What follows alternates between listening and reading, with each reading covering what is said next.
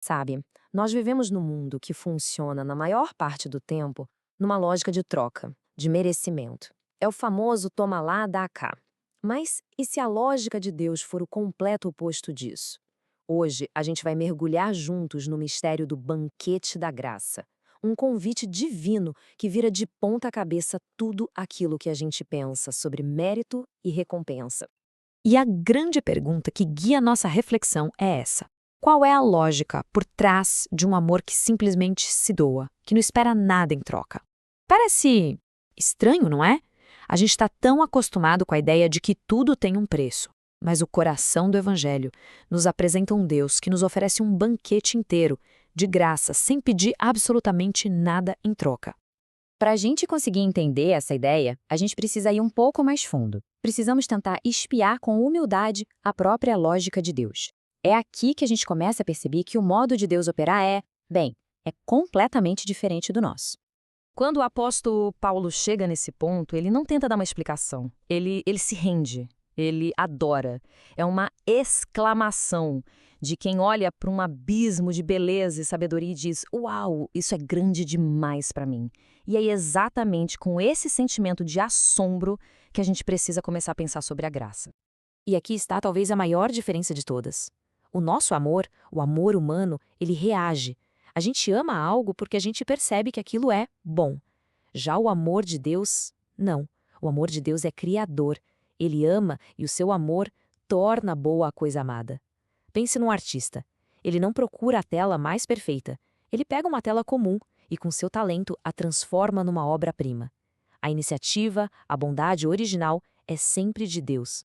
E essa lógica da graça não é uma coisa de momento, um capricho divino. É a própria natureza de Deus, imutável. É uma promessa firme. E é essa constância que nos dá uma segurança imensa num mundo que muda o tempo todo. Essa frase de São Paulo é como um selo de garantia. É a certeza de que Deus não volta atrás em sua palavra. Mesmo com as nossas falhas, com a nossa inconstância, os dons que Ele nos deu e o chamado que Ele nos fez permanecem. O que foi dado, está dado para sempre. E por que isso é tão fundamental? São Paulo usa a imagem de uma árvore, o povo de Israel é a raiz, e os que vieram depois são como galhos enxertados nessa raiz. Ora, se Deus cortasse a raiz, se ele revogasse sua promessa original, o que aconteceria com os galhos? Eles secariam? A fidelidade de Deus à sua primeira aliança é, na verdade, a garantia da esperança para todos nós. E aqui vem o ponto mais desconcertante e maravilhoso. Paulo diz que Deus, de algum modo, permitiu que toda a humanidade estivesse na mesma condição de desobediência. Mas por quê?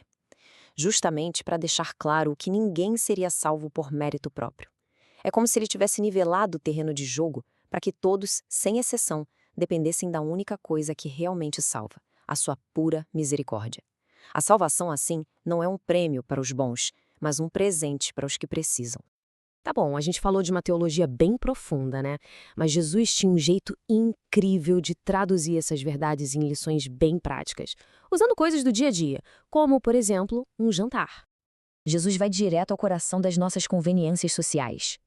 Sabe aquela lista de convidados que a gente monta pensando em quem pode nos retribuir o favor? Em quem pode nos trazer algum benefício? Pois é, Jesus nos desafia a rasgar essa lista. Olha que contraste radical. A lógica do mundo diz: convide quem pode te convidar de volta. A lógica de Deus, na boca de Jesus, diz: convide justamente quem não tem como te retribuir. Os pobres, os aleijados, os que a sociedade deixa de lado. É um convite para a gente agir como Deus age conosco. É sobre generosidade pura, não sobre um investimento social. Mas espera aí, e a recompensa? Todo mundo gosta de ser recompensado pelo bem que faz. Jesus não ignora isso. Ele muda o endereço e a data de entrega dessa recompensa. Pense nisso como uma espécie de conta corrente espiritual. Quando a gente convida quem pode retribuir, a gente recebe o pagamento na hora. A conta zera. Mas quando a gente convida quem não pode nos pagar, é como se a gente estivesse fazendo um depósito numa conta de poupança celestial, um tesouro que será resgatado num prêmio muito, muito maior, na ressurreição. E aqui está o paradoxo luminoso do Evangelho. Serás feliz. A verdadeira felicidade, a bem-aventurança, não está em receber, mas em se tornar capaz de dar sem esperar nada em troca. É nesse exato momento que a gente mais se parece com Deus. Mas veja bem, não se trata apenas do que a gente faz, mas de como a gente faz.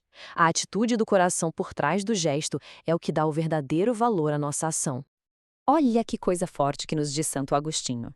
Se a gente dá alguma coisa, mas de má vontade, reclamando, com o coração pesado, a gente perde tudo. Perde o bem material que deu e perde o mérito espiritual do ato. A graça não combina com obrigação, combina com alegria.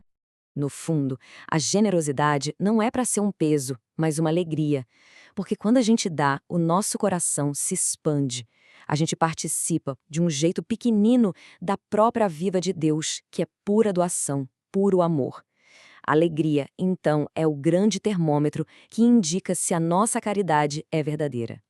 Então, o que tudo isso significa para a nossa vida na prática? Significa que cada um de nós é chamado a se tornar por inteiro um dom para os outros, um reflexo vivo e concreto do amor gratuito de Deus no mundo. E esse banquete que somos chamados a oferecer vai muito além da comida ou dos bens materiais. É sobre oferecer o nosso tempo, a nossa atenção, uma escuta paciente, é sobre dar companhia, cordialidade, até mesmo o nosso otimismo.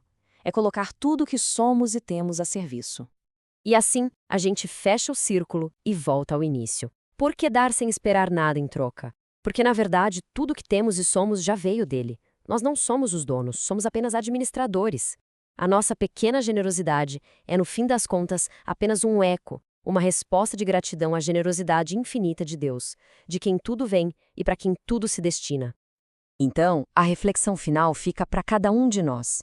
Os nossos banquetes de cada dia, nossas relações, nosso trabalho, o uso do nosso tempo, estão seguindo a lógica do mundo, do toma lá, dá cá, ou estão tentando, humildemente, seguir a lógica da graça? Como é que a gente pode transformar as pequenas coisas da nossa vida num verdadeiro hino de louvor à misericórdia de Deus?